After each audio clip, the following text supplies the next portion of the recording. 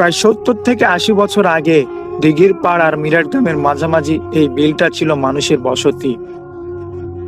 সেই সময়ে ওই জায়গায় কোনো বটগাছ ছিল না, ছিল একটা ছোট্ট মাটির রাস্তা আর এক পাশে ছিল একটি পুরনো দিঘি।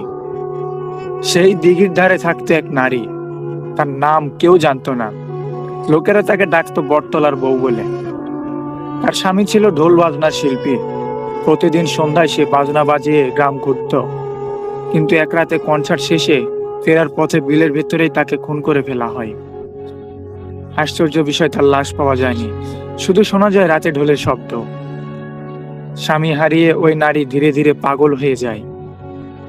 প্রতিদিন আসর সময় সে ওই রাস্তায় দাঁড়িয়ে থাকতো, চুল খোলা, চোখ ফাঁকা, মুখে একটাই কথা ছিল, ও আসবে, আজ আসবে। এক রাতে গ্রামের কিছু লোক দেখে সে নারী দিঘির পাড়ে দাঁড়িয়ে নিজের গলা নিজেই চেপে ধরেছে। পরদিন সকালে দিঘির ধারে তার ঝুলন্ত লাশ পাওয়া যায়, একটা বট গাছের কচি ডালের সাথে। কবর দেওয়া হয় ঠিক ওই জায়গাটাই। কিন্তু এখান থেকেই শুরু ভয়। কবরের জায়গা থেকে ধীরে ধীরে গজিয়ে ওঠে একটা বট গাছ।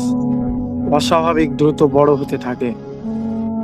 যত বড় হয় ততই মানুষ নিখোঁজ হতে থাকে, বিশেষ করে যারা বাদ্যযন্ত্র বাজায়, যারা আসর সময়ে ওই রাস্তা দিয়ে যায় আর রাত্রি নামলে ওই রাস্তা দিয়েই ফিরে, যারা একলা বা দল ছুট। গ্রামের বুড়োরা বলে ওই নারী মরেনি, ও গাছের সাথে মিশে গেছে।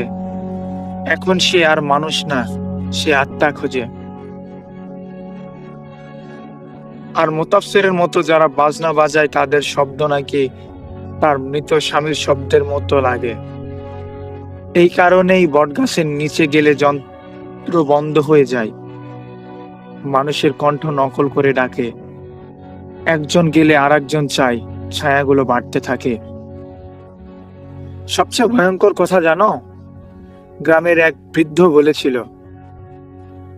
যেদিন ওই গাছে 7টা ছায়া পূর্ণ হবে সেদিন পুরো বিলটায় জীবিত থাকবে। এখন সেখানে আসে মোতাফসির, হালিম আর আরো অচেনা ছায়া, আর গাছটা এখনো বাড়ছে। গ্রামের বুড়োদের ভবিষ্যৎবাণী ছিল, বট গাছে যেদিন সন্ধ্যা 7টায় পূর্ণ হবে সেদিন বিল, রাস্তা সবকিছু গিলে খাবে ওই গাছ। এখন ছায়া ছিল 6টা, একটা মাত্র বাকি।